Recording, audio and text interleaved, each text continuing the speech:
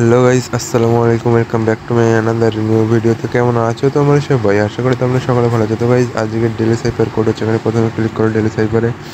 তারপর গাইস আজকের কোড হচ্ছে MARTA, ঠিক আছে? তো গাইস প্রথমে হচ্ছে এম এ হচ্ছে লং ট্যাপ।